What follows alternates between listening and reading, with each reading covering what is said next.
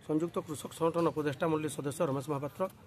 आम गला शुक्रवार दिन हेलान अनिर्दिष्ट काल लगी धारणा बसचु गोटे न उद्देश्य बिना कटनी समस्त चाषी धान किणा जाऊ बोलिक किंतु आमको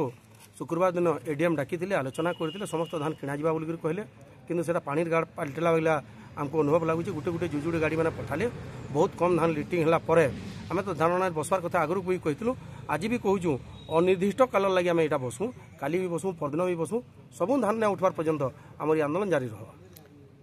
किसी दिन गले यात्रा अच्छे जेहेतु चाषी हाथे हाथे पसा देखो यात्रा कना सेटा तो यात्रा बेले कना जार पाखे ऊष धान नाबा लगे पैसा थी तार लगी यात्रा जार पाखे पैसा नेन चाष करवा लगे पैसा नेन छुआ के पढ़ावा लगे पैसा नेन तार यात्रा काण भैल्यू अच्छी तो से लगी यात्रा देखबार लगी भी सरकार जदि एते उद्यत माने इडान ताहले से माने निश्चित भाव चाषी मान बरगढ़ मोना साहू रिपोर्ट बरगढ़ टाइम जेकोसी न्यूज देवार लगी आम नंबर के फोन करूँ।